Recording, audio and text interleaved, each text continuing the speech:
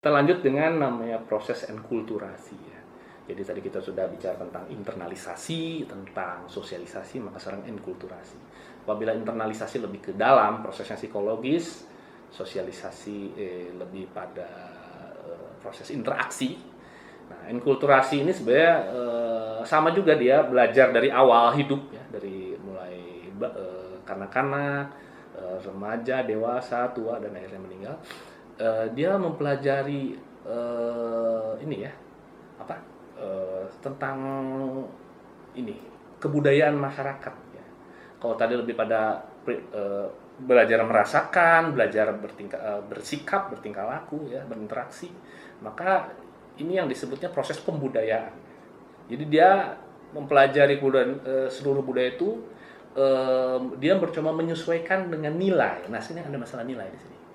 Ada nilai, hal-hal yang sifatnya normatif, baik, buruk, bagus, jelek, benar, salah. Nah, itu yang dipelajari dari proses enkulturasi. Dan itu tentunya setiap masyarakat tidak akan sama. Apalagi kita masyarakat di Indonesia yang lebih kental dengan ketimuran, tidak akan sama dengan masyarakat di dunia barat. Ya. Nah, yang disebut enkulturasi, pembudayaan ini kita bisa lihat saat kita membelajar tadi yang saya sudah sampaikan, benar dan salah. Saat kita melakukan sesuatu, apakah itu baik atau buruk, benar atau salah ya. Apa saat kita memakai baju tertentu, apakah ini bajunya bagus atau jelek. Nah, itu juga bagian dari enkulturasi ya. Saat kita berperilaku, ada sikap tadi ya dalam sosialisasi. Nah, bagaimana memposisikan diri. Nah, sekarang ada yang namanya adat istiadat, ada yang namanya sopan santun. Penggunaan bahasa tertentu, bagaimana kita merendahkan nada bicara, bagaimana kita meninggikan nada bicara, pilihan bahasa yang kita pakai, ya, apakah dengan bahasa gaul, ya, lo gue, atau dengan bahasa formal, bahasa resmi, Anda, Bapak, ya, atau mungkin lain lagi ya. Nah, ya, itulah salah satu dari enkulturasi. Kita contoh misalnya saat kita mau mengatakan tertentu, menyampaikan sesuatu yang mungkin tidak mengenakan bagi seseorang, kita tidak bisa juga gitu saja langsung, karena ada, kalau misalkan dalam budaya Jawa ada yang namanya ewuh pakewuh ya, ada rasanya sungkan, walaupun dia melakukan sesuatu yang mungkin kurang pantas, tapi kita menegurnya mungkin tidak langsung ya. Kita justru menggunakan minta maaf dulu dan sebagainya ya, tidak langsung dengan bahasa yang keras, kita dengan tutur bahasa yang lembut, dan karena itu dianggapnya tidak baik menegur langsung itu ya. Begitu juga misalnya kita saat berkunjung pada seorang ya, jika kita ditawarin makan ya, kita tidak langsung mau nggak, silahkan makan siang dulu di sini. Waduh, kita pasti menolak walaupun mungkin lapar ya. Wah, maaf Bu, lain kali gitu. Kita tidak bisa, wah boleh dong Bu, saya nambah 2 ya. Tidak bisa seperti itu juga ya.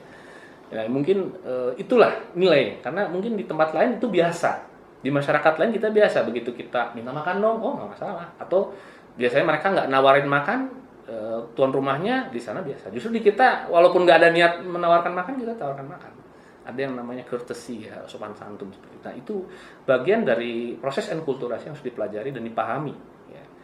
Kemudian termasuk juga kita nilai-nilai yang kita anut untuk hidup ya. Misalkan kita menentukan arah kita mau apa ke depan ya. Mungkin saat ini Anda yang masih kuliah ya, yang Anda tahu bahwa Anda dengan bersekolah itu adalah hal yang baik. Dengan Anda belajar yang rajin, tekun, mendapatkan angka yang tinggi, maka itu hal yang baik dan emang harus. Sebaliknya, apabila Anda mungkin mangkir sekolah, putus sekolah, ada perasaan, aduh saya kurang optimal jadi orang nih, saya kok kayaknya bukan anak yang berbakti ya. Jika kita misalnya